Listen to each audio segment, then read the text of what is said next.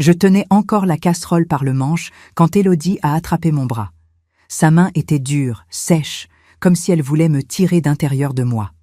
Sa voix a claqué dans la cuisine. Elle voulait toute ma retraite, la totalité, pas un centime de moins. Elle a dit que j'étais un fardeau, que je coûtais cher, que je prenais de la place. J'ai senti une brûlure là où ses doigts serraient ma peau, mais la vraie douleur était ailleurs, au milieu de la poitrine. Patrick, assis au bout de la table, a seulement hoché la tête sans me regarder. Camille et Mathieu ont filé dans le couloir, chacun vers sa chambre, habitués désormais à ces orages. Je me suis dégagée en douceur, sans crier. J'ai posé la casserole, j'ai éteint le feu, et j'ai demandé calmement que nous parlions plus tard. Élodie a soufflé fort, a tourné sur ses talons et a quitté la cuisine en maugréant que je ne comprenais jamais rien. Je suis restée là, au milieu des assiettes et de l'odeur d'ail, avec le bourdonnement du réfrigérateur comme seul bruit. Puis je suis allée dans ma petite chambre au fond du couloir, cette pièce que l'on me rappelle souvent être un service que l'on me rend. Je me suis assise sur le bord du lit, le bras encore rouge, et j'ai respiré lentement jusqu'à retrouver un peu d'air. Je me suis demandé à quel moment tout avait basculé. Quand est-ce que ma fille, ma petite Élodie Anat, s'est changée en cette femme tendue qui compte chaque geste comme une dette? Je me souviens très bien du jour où j'ai compris que je serais seule pour de bon. Mon mari est parti trop tôt, un matin d'hiver, et Élodie avait 12 ans. Elle dormait encore. J'ai fermé la porte de sa chambre, j'ai préparé du chocolat chaud, et je me suis juré de lui éviter le froid du manque. Pendant des années, j'ai tout enchaîné.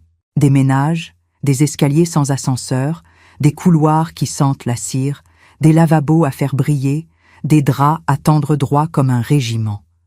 Mes mains ont appris la patience. Mon dos a appris le silence. Quand Élodie a voulu poursuivre une formation de secrétaire, je me suis arrangée.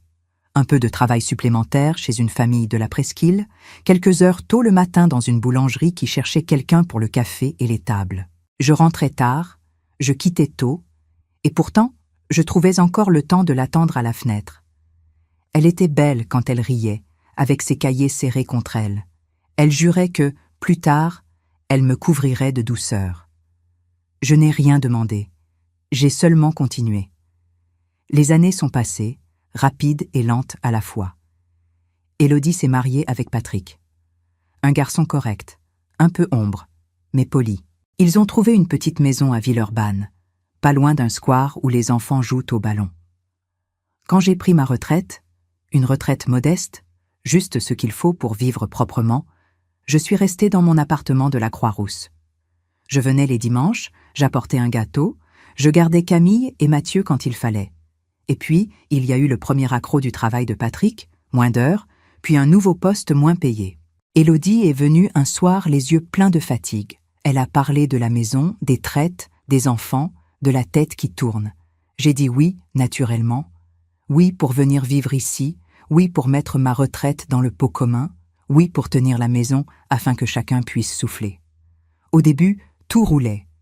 Je cuisinais, je lavais, je pliais, je faisais les courses. Je connaissais les préférences de chacun, le fromage que Camille accepte sans faire la moue, le chocolat chaud de Mathieu, pas trop sucré. Je me suis dit que j'étais utile, que ma présence avait un sens simple. Mais, petit à petit, les petites piques ont commencé. La sauce trop relevée, la chemise mal repassée, les serviettes rangées au mauvais endroit. Rien de grave, mais une somme de petites pierres dans la chaussure. Je me suis adaptée. J'ai demandé avant de faire, j'ai noté les habitudes d'Élodie, sa façon d'aligner les verres, sa manie de plier les torchons en 3. Malgré tout, j'entendais ce soupir léger quand j'entrais dans le salon, comme si je dérangeais la lumière. Et, ce soir, c'est devenu des mots. Un fardeau, a-t-elle dit. Donne toute ta retraite, a-t-elle exigé. J'ai regardé ses mains, celles qui m'ont serré enfant, celles que je ai tenues le jour de sa première fièvre, et je me suis demandé où était passée la douceur. Dans ma chambre, j'ai sorti une boîte en carton. À l'intérieur, des photos. Moi plus jeune, lui encore là, et Élodie avec des rubans rouges. Je ai pensé à ces promesses murmurées au creux de la cuisine de notre ancien appartement. Nous serons toujours nous deux, maman, quoi qu'il arrive. Les promesses vivent, puis elles s'effritent si on ne les protège pas. Je ne cherchais pas des excuses, je cherchais seulement un fil quelque chose à reprendre pour que tout ne soit pas perdu. Dans le couloir, j'ai entendu la télévision. Patrick riait à une blague d'un humoriste que je ne connais pas. Je ai senti monter une petite fatigue, pas une colère, non, juste une grande lassitude. Je ne voulais pas de bataille. Je voulais une place juste, une chaise où m'asseoir sans avoir à m'excuser. Ma retraite, ce n'est pas un trésor, c'est seulement le fruit long de mes mains usées. La donner entièrement ne résout rien. Cela efface seulement ce qu'il me reste de dignité. Je me suis allongée quelques minutes, la fenêtre entr'ouverte sur le bruit de la rue. Lyon respirait comme toujours, indifférente et rassurante à la fois. J'ai fermé les yeux. Demain, je parlerai. Aujourd'hui, je garde le silence pour ne pas ajouter du feu au feu. Mais je le sens. Quelque chose a changé en moi. Ce n'est pas de la dureté. C'est autre chose, plus ferme et plus calme, comme une pierre au fond d'un lac. Une certitude simple. Je ne suis pas un fardeau. Je suis encore quelqu'un. Et je vais me rappeler comment on se tient droite sans demander pardon d'exister. Mais avant de continuer, vérifiez si vous êtes déjà abonné à la chaîne et dites-nous en commentaire de quelle ville ou pays vous nous regardez. Nous aimons beaucoup savoir jusqu'où nos histoires voyagent. 3 ans. Cela fait déjà 3 ans que je vis ici, dans cette maison qui n'a jamais vraiment été la mienne. Au début, je pensais que ce serait temporaire, le temps que Patrick retrouve un emploi stable, que la situation s'améliore. Mais le provisoire s'est installé sans prévenir, comme une tache d'humidité qu'on ne voit pas venir et qui finit par couvrir tout le mur. Les premiers mois, j'essayais d'être discrète, utile, légère. Je faisais de mon mieux pour ne pas déranger, pour ne pas peser. Je préparais les repas, je rangeais, je faisais les lessives, je repassais les chemises de Patrick, j'aidais Camille avec ses devoirs et je racontais des histoires à Mathieu avant qu'il s'endorme. J'aimais ces moments-là, ces petites choses simples qui me donnaient encore une raison d'être. Mais petit à petit, les regards ont changé. Les remerciements se sont faits rares, puis ont disparu. Ce qui était autrefois une aide est devenu un dû. Quand je préparais le dîner, Élodie goûtait à peine et soupirait si la soupe était trop claire. Si je ne préparais rien, elle disait qu'il n'y avait jamais rien de prêt. Si je pliais le linge, elle trouvait que ce n'était pas rangé à sa manière. Si je ne le faisais pas, elle le faisait en silence, avec ce geste sec qui voulait tout dire. Je me suis mise à marcher plus lentement dans la maison, à fermer les portes sans bruit, à parler moins. On finit par s'adapter à la place qu'on nous laisse, même quand elle rétrécit chaque jour un peu plus. J'avais ma chambre au fond du couloir, une petite pièce claire avec une fenêtre sur le jardin. C'était mon coin, mon refuge. Je m'y enfermais souvent pour lire, pour coudre ou simplement pour écouter le vent passer entre les feuilles du grand chêne. Parfois, j'entendais les rires d'Élodie et de ses amis dans le salon. Elles parlaient fort, buvaient du vin, mettaient de la musique. Moi, je restais derrière la porte, invisible, avec la radio en sourdine, pour couvrir les éclats de joie qui ne m'appartenaient plus. Un soir, j'ai entendu l'une d'elles dire en riant « Tu as de la chance, toi, ta mère te fait tout à la maison. » Et Élodie a répondu « Oui, on dirait que j'ai une aide ménagère gratuite. » Elles ont éclaté de rire. Je me souviens avoir posé le livre que je lisais et être restée là, les yeux fixés sur le mur. Une aide ménagère gratuite. Voilà ce que j'étais devenue pour ma propre fille. J'ai pensé à ces années où je me levais avant le jour pour aller travailler, aux maisons où je nettoyais, aux familles pour qui je repassais, à ces enfants qui n'étaient pas les miens et que je voyais grandir pendant qu'Élodie était à l'école. J'avais fait tout cela pour qu'elle ne manque de rien, pour qu'elle puisse choisir sa vie. Et maintenant, je vivais comme une étrangère dans la maison que j'avais aidé à payer. Je n'ai rien dit ce soir-là. À quoi bon? Les mots, quand ils tombent sur des oreilles fermées, ne font que blesser davantage. Alors j'ai continué, silencieuse, présente, mais effacée. J'ai pris l'habitude de sortir marcher dans le quartier. Le matin, je passais par la boulangerie. J'achetais une baguette et je m'arrêtais au parc. Il y avait toujours les mêmes visages, des retraités, des mères avec des poussettes, un vieil homme qui nourrissait les pigeons. Parfois, quelqu'un me disait bonjour, et ce simple mot me suffisait pour tenir la journée. À la maison, tout était calculé. Les repas, les heures de télévision, le ton des conversations. Patrick ne me parlait presque plus. Il entrait, mangeait, allumait la télé et s'endormait dans le fauteuil. Quand j'essayais d'échanger quelques mots, il répondait distraitement, sans lever les yeux. Élodie, elle, passait son temps à se plaindre de son travail, des factures, du bruit des enfants, de tout. Elle me reprochait de ne pas comprendre sa fatigue, comme si j'avais oublié ce que c'est que de porter une maison sur son dos. Il y avait encore des moments de douceur, surtout avec les petits. Camille venait parfois me demander de l'aide pour ses dissertations, et Mathieu adorait que je lui fasse des crêpes le mercredi après-midi. Mais même ces moments devenaient rares. Élodie trouvait toujours quelque chose à redire, comme si le simple fait que ses enfants passent du temps avec moi lui rappelait qu'elle me devait encore un peu d'amour. Un jour, alors que je passais l'aspirateur, Élodie est rentrée plus tôt du travail. Elle m'a regardé longuement avant de dire « Tu pourrais au moins attendre que je sois là pour faire du bruit ». Et elle a claqué la porte de sa chambre. J'ai éteint la machine, je me suis assise sur le canapé et j'ai regardé autour de moi. Tout brillait. Tout était propre, ordonné. Mais ce n'était plus une maison, c'était une vitrine. Une maison où je n'existais plus que parce que je faisais, jamais parce que j'étais. Ce soir-là, en me couchant, j'ai compris que le silence s'était installé entre nous comme un mur invisible, mais solide. 3 ans de silence, de gestes automatiques, de mots retenus, 3 ans à essayer de ne pas déranger, 3 ans à disparaître lentement, sans qu'elle ne s'en rende compte. Et moi, dans tout cela, je me demandais combien de temps encore on peut vivre dans une maison où l'on ne se sent plus à sa place. Ce matin-là, tout avait commencé comme d'habitude. J'avais préparé le café, mis le pain à griller et ouvert les volets. La maison sentait encore le savon du ménage de la veille. Patrick lisait son journal, Élodie cherchait ses clés, Camille traînait pour se préparer et Mathieu refusait de mettre son manteau. Rien d'extraordinaire. Mais dans l'air, il y avait cette tension légère, ce fil invisible qu'on sent prêt à casser au moindre mot. J'avais reçu la veille ma pension, comme chaque mois. J'avais déjà prévu d'en donner la moitié à Élodie, comme toujours, et de garder un peu pour mes médicaments, mon téléphone et quelques courses personnelles. Ce n'était pas grand-chose, mais c'était ma façon de conserver une petite part d'autonomie.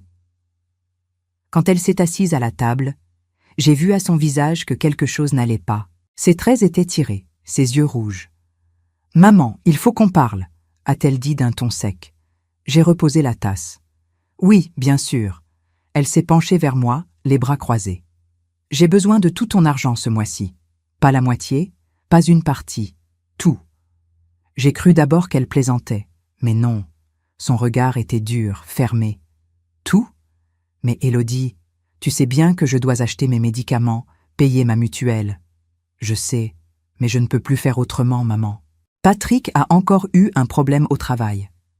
On a des factures, des dettes, la maison, les enfants. Tu vis ici? Tu dois participer pour de vrai. J'ai senti la colère monter en moi, pas une colère bruyante, mais cette chaleur sourde qui brûle de l'intérieur.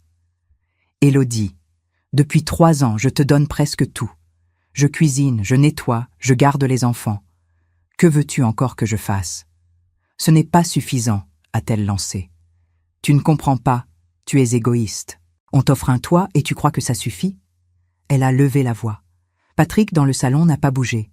Il a simplement tourné la page de son journal. Je me suis levée, tremblante. Élodie, fais attention à ce que tu dis. Non, c'est toi qui devrais faire attention. Tu vis ici gratuitement pendant que nous, on se tue à payer. Tu veux garder ta petite liberté, ton argent de poche, pendant que nous, on se noie. Elle s'est approchée de moi et, dans un geste brusque, m'a attrapée par le bras. J'ai senti ses doigts s'enfoncer dans ma peau. « Donne-moi ta carte, maintenant. » J'ai reculé. « Tu es en train de me parler comme si j'étais une étrangère. »« Non, je te parle comme à quelqu'un qui ne veut pas comprendre. » Patrick s'est enfin levé. Il a mis la main sur l'épaule d'Élodie. « Calme-toi, laisse-la. »« Non, je n'en peux plus !» a-t-elle crié. « Tout le monde compte sur moi et je n'ai plus rien à donner. » Puis elle est partie, claquant la porte si fort que la vaisselle dans le buffet a tremblé. Le silence est retombé d'un coup. Patrick m'a jeté un regard gêné avant de hausser les épaules et de sortir à son tour. J'ai regardé mon bras. 5 marques rouges y dessinaient la forme de sa main. Je me suis assise. Je ne pleurais pas. J'étais vide. Il y a un moment où la fatigue devient plus forte que la tristesse. J'ai simplement pensé que quelque chose venait de se briser pour de bon. Le lendemain matin, un bruit de moteur et des coups à la porte m'ont réveillé. J'ai cru que c'était le facteur. Quand j'ai ouvert, 2 policiers étaient là. « Bonjour, madame. Nous cherchons monsieur Patrick Durand. »« Patrick ? » ?»« Oui, il est là, je crois. » Élodie, encore en robe de chambre, est apparue derrière moi. « Que se passe-t-il ? » ?»« Nous devons parler à monsieur Durand concernant une enquête sur des irrégularités professionnelles. » Patrick est arrivé du salon, pâle. Il a essayé de comprendre, mais les agents ont sorti un document et lui ont demandé de les suivre. Élodie s'est mise à crier, à protester, à dire qu'il y avait erreur. Ils l'ont escortée jusqu'à la voiture, menottée calmement. Les enfants, réveillés par le vacarme, sont descendus en courant. « Papa ? Où ils emmènent papa ?» a demandé Camille d'une petite voix. Personne ne savait quoi répondre. Élodie pleurait, les mains tremblantes. Le voisin d'en face regardait par sa fenêtre, curieux. Moi, je restais là, debout dans l'entrée, observant la scène sans bouger. Tout s'était renversé en une matinée. Quand la voiture de police est partie, Élodie s'est laissée tomber sur la marche. « C'est fini », a-t-elle murmuré. « Tout s'écroule. » Je me suis accroupie près d'elle. « Non, ma fille, rien ne s'écroule. C'est simplement la vérité qui sort enfin. » Elle a levé les yeux vers moi, comme si elle me voyait pour la première fois depuis des années. J'ai eu de la peine, malgré tout. Mais au fond de moi, une idée claire s'est imposée. Je n'étais pas le problème dans cette maison. Le vrai chaos, c'était eux. Leurs mensonges, leurs dettes, leur manière de rejeter sur moi la responsabilité de leur malheur. Moi, je n'avais que ma retraite et mes mains fatiguées. Eux, ils portaient leurs propres fautes. Le soir, j'ai préparé une soupe. Les enfants ont mangé en silence. Élodie ne m'a pas parlé. Mais, pour la première fois depuis longtemps, je me suis sentie légère. Peut-être parce que, désormais, plus rien ne pouvait éclater. Tout était déjà au grand jour. Les jours qui ont suivi l'arrestation de Patrick ont été étranges. La maison paraissait vide, mais pas calme. C'était un silence lourd, plein de peur et de reproches muets. Élodie passait ses journées au téléphone avec des avocats, des collègues, des amis. Les enfants, eux, restèrent dans leur chambre. Et moi, je faisais ce que je faisais toujours, le ménage, les repas, les lessives, comme si rien n'avait changé. Pourtant, tout avait changé. Je voyais bien qu'Élodie était à bout. Elle ne dormait presque plus. Ses gestes étaient mécaniques, ses mots durs, secs, parfois injustes. Mais je ne répondais plus. J'écoutais. Je regardais. Et je pensais. Un après-midi, j'ai décidé de sortir marcher un peu. L'air froid de février piquait le visage, mais ça faisait du bien. Au coin de la rue, j'ai croisé Madame Chantal, une voisine que je connaissais depuis quelque temps. Une femme vive, âgée d'environ 75 ans, toujours bien coiffée et pleine d'énergie. Elle habitait seule, dans un petit appartement du quartier, et elle avait ce ton tranquille des gens qui en ont vu beaucoup. « Madeleine, vous avez une tête fatiguée », m'a-t-elle dit en me regardant droit dans les yeux. « Oh, c'est juste le manque de sommeil », ai-je répondu. Elle a plissé les yeux. « Non, ce n'est pas que ça. Vous portez quelque chose de plus lourd. » Alors, sans trop savoir pourquoi, j'ai tout raconté. Les disputes, les humiliations, la pension, Patrick, la police, tout. Elle m'a écouté sans m'interrompre, juste avec ce petit hochement de tête qui dit « Je comprends ». Quand j'ai fini, elle a soupiré. « Ma chère, il faut que vous arrêtiez de croire que votre gentillesse sauvera tout le monde. Votre fille vous utilise, voilà tout. Et vous, vous vous laissez faire parce que vous avez peur d'être seule. » Ces mots m'ont frappée, mais je savais qu'elle disait vrai. « Mais c'est ma fille », ai-je murmuré. « Oui, justement. Les enfants croient parfois que leurs parents leur doivent tout, même leur liberté. Ce n'est pas de l'amour, ça. C'est de la dépendance. Nous avons marché ensemble jusqu'au parc. Elle m'a parlé de son mari disparu depuis 10 ans, de ses propres enfants qui vivaient loin. Elle vivait seule, mais pas malheureuse. Elle faisait partie d'un club de lecture, participait à des repas partagés, et comme elle disait, elle respirait enfin pour elle. Vous savez, Madeleine, il y a des endroits où les personnes âgées vivent tranquillement, indépendantes. Pas des maisons de retraite, non, mais des résidences où chacun a son appartement. On s'y sent libre, entouré, mais jamais surveillé. Vous devriez y penser. Cette idée est restée dans ma tête tout le chemin du retour. Ce soir-là, dans ma chambre, j'ai ouvert ma vieille boîte en fer où je garde les papiers importants. Et là, au fond, il y avait une lettre.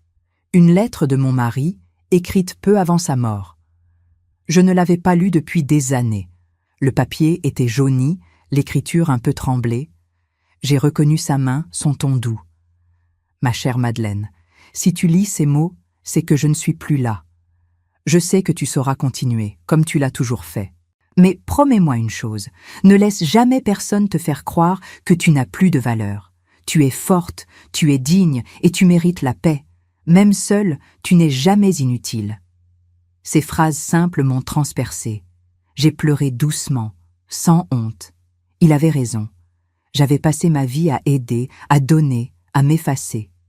Mais à force de vouloir tout arranger, j'avais oublié que moi aussi j'existais. Le lendemain, j'ai parlé de tout cela à Madame Chantal. Elle m'a proposé de m'accompagner au centre communal pour personnes âgées. Là-bas, on pouvait obtenir des conseils juridiques gratuits. Nous avons pris un rendez-vous avec un avocat, Maître Dubois. C'était un homme calme, d'une 50aine d'années, qui m'a reçu avec respect. Il a écouté mon histoire sans me couper, puis il a dit « Madame Lefebvre, vous avez des droits. Votre retraite vous appartient. Personne ne peut vous obliger à la céder, ni vous forcer à vivre dans un endroit où vous ne vous sentez pas bien. Si votre fille vous met la pression, c'est de la maltraitance psychologique, tout simplement. » Le mot m'a glacé, maltraitance.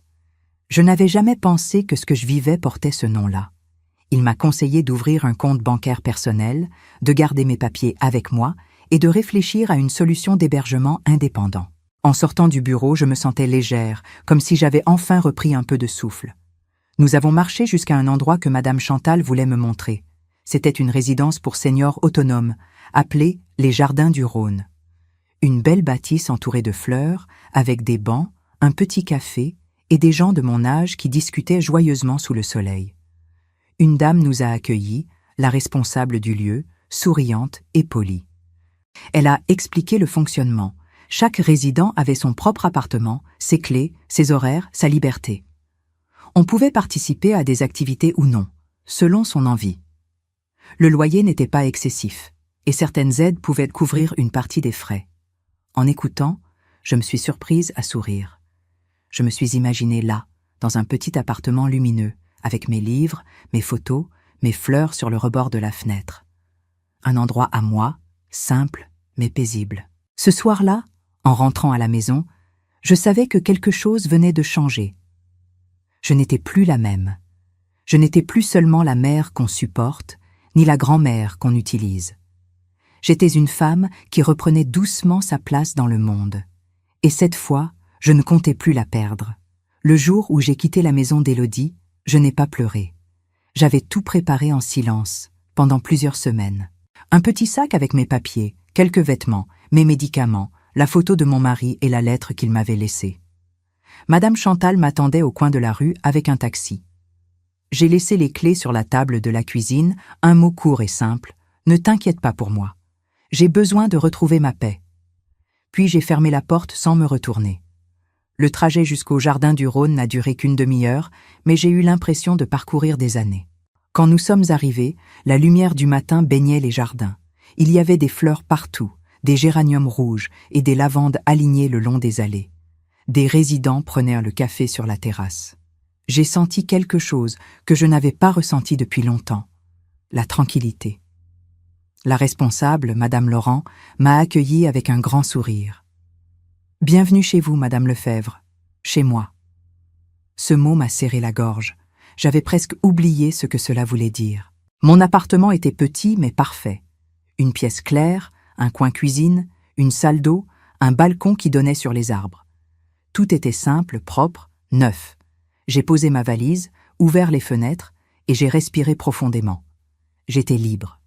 Pas une liberté de jeunesse, mais une liberté calme, celle de décider seule de ses journées. Les premiers jours, j'ai observé beaucoup. Les autres résidents m'ont vite intégré. Il y avait Paul, un ancien professeur de mathématiques, toujours prêt à plaisanter. Thérèse, qui faisait de la couture et racontait 1000 anecdotes. Hélène, une femme douce qui s'occupait du jardin collectif. Et surtout Carmen, une veuve énergique qui m'a immédiatement prise sous son aile. Ici, tu verras, on se réveille quand on veut, on mange quand on veut et on rit quand on peut, m'a-t-elle dit en riant. C'était vrai. Chaque journée avait son rythme, sans contrainte. Le matin, je lisais sur mon balcon. L'après-midi, je participais aux ateliers. Un peu de tricot, un peu de lecture, parfois de la marche. Mais ce qui m'a redonné le goût de me sentir utile, c'est quand j'ai découvert la médiathèque municipale. Un jour, en allant faire une promenade, je suis entrée dans la petite médiathèque du quartier. L'odeur des livres m'a enveloppée comme une vieille amie. J'ai parlé avec la bibliothécaire, une jeune femme aimable nommée Sophie. Elle m'a dit qu'il cherchait des bénévoles pour animer les heures de lecture pour enfants. J'ai accepté tout de suite. La première séance, j'étais nerveuse. Je ne savais pas si j'avais encore la voix, la patience ou simplement l'envie. Mais quand les enfants se sont assis en cercle autour de moi, avec leurs yeux grands ouverts, j'ai retrouvé quelque chose que j'avais perdu. J'ai commencé à lire Le Petit Prince, doucement, en articulant chaque mot. Les enfants écoutaient sans bouger. Certains riaient, d'autres rêvaient. À la fin, une petite fille est venue me dire « Madame, vous lisez comme ma grand-mère ». C'était le plus beau compliment que j'ai reçu depuis longtemps. À partir de ce jour, je suis allée à la médiathèque 2 fois par semaine. Je lisais des contes, des histoires d'animaux, des légendes. Les enfants m'appelaient « Mamie Madeleine ». Je n'étais plus une charge, ni une présence silencieuse qu'on tolère. J'étais utile. J'existais de nouveau pour de bonnes raisons. Pendant ce temps, Élodie essayait de me joindre. Elle a appelé plusieurs fois, laissé des messages. Je n'ai pas répondu tout de suite. Je savais que ce n'était pas encore le moment. Madame Chantal m'a dit qu'elle l'avait vue dans le quartier, fatiguée, nerveuse, perdue sans moi. « Elle se rend compte maintenant de tout ce que tu faisais », m'a-t-elle dit.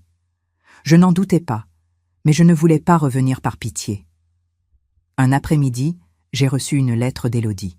Une vraie lettre, écrite à la main. Elle disait simplement « Je comprends mieux, maman. La maison est vide, sans toi.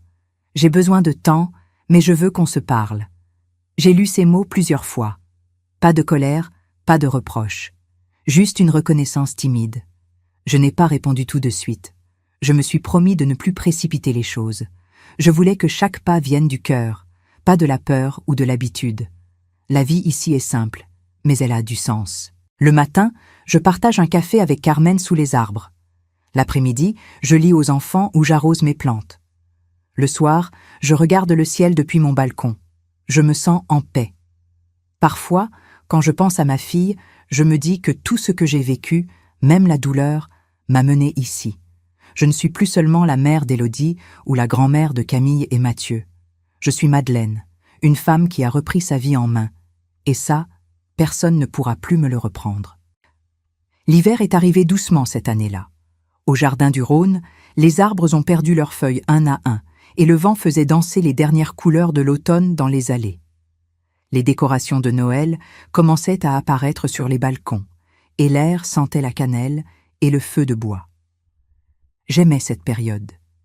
Elle avait toujours eu pour moi un goût de chaleur et de famille, même quand la maison était froide. Cela faisait presque 6 mois que j'avais quitté Élodie. 6 mois sans cris, sans reproches, sans cette impression d'être de trop. 6 mois à vivre tranquillement, entouré de gens simples, de rires sincères et d'une paix nouvelle. J'avais appris à savourer le silence, à ne plus me justifier, à parler seulement quand j'en avais envie. Un matin de décembre, alors que j'accrochais une guirlande sur le balcon, j'ai aperçu un visage familier en bas de l'immeuble. Élodie. Elle portait un manteau gris, ses cheveux attachés en chignon et un air fatigué. Je suis restée immobile quelques secondes.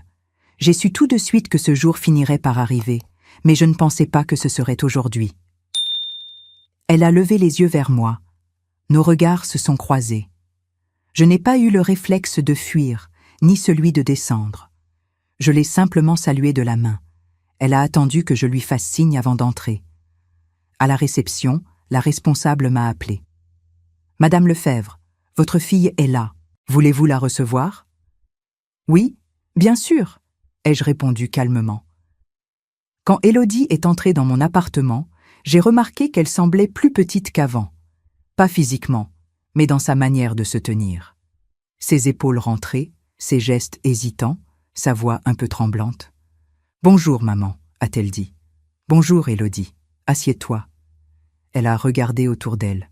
« C'est joli ici. »« Oui, c'est simple, mais j'y suis bien. » Un silence a suivi, celui des gens qui ne savent pas encore par où commencer. J'ai préparé du thé, doucement, comme pour lui laisser le temps.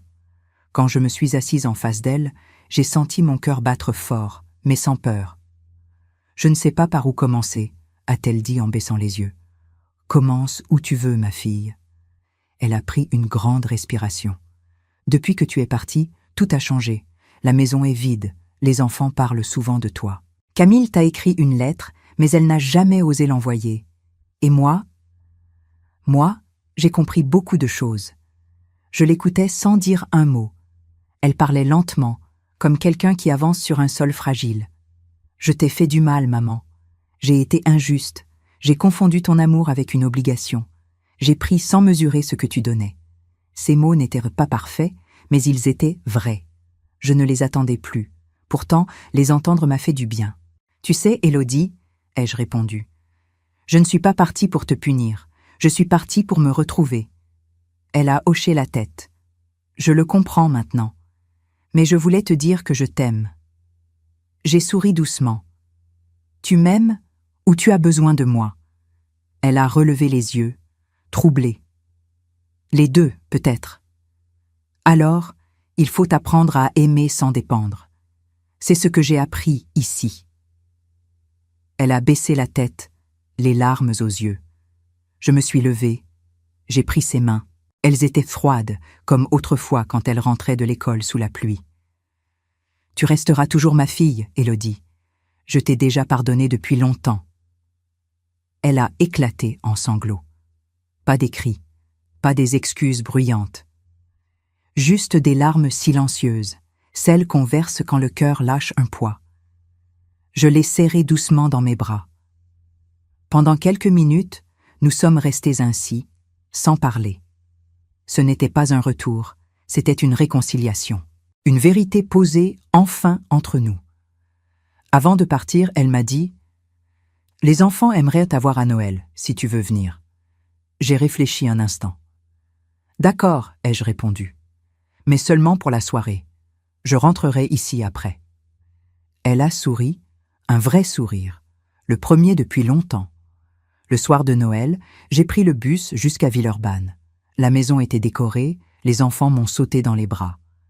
Il y avait un feu dans la cheminée, une odeur de dinde, des rires. Élodie m'a installée à côté d'elle à table. Elle n'a pas cherché à m'impressionner, ni à se justifier. Elle m'a simplement regardée avec douceur. C'était suffisant. Après le dessert, j'ai enfilé mon manteau. « Tu pars déjà ?» a demandé Camille. « Oui, ma chérie. Mais maintenant, tu sais où me trouver. » Élodie m'a accompagnée jusqu'à la porte. « Merci d'être venue, maman. Merci de m'avoir invitée. » Dans le bus du retour, j'ai regardé les lumières de la ville défiler par la fenêtre. J'ai pensé à tout le chemin parcouru, à la douleur, au silence, aux découvertes. Le pardon, finalement, n'efface pas le passé. Il le rend simplement plus léger. Ce soir-là, en rentrant chez moi, j'ai allumé une petite bougie sur la table. Les autres résidents chantaient dans le jardin et je les entendais rire au loin. J'ai souri. J'avais trouvé ma paix. Pas une paix offerte ni demandée. Une paix choisie. Et je savais que, cette fois, rien ni personne ne me la prendrait. Si cette histoire a touché votre cœur, répondez ici dans les commentaires. À ma place, qu'auriez-vous fait? N'oubliez pas de regarder la prochaine vidéo qui apparaît sur votre écran. Elle apporte un rebondissement surprenant et émouvant qui vous captivera du début à la fin.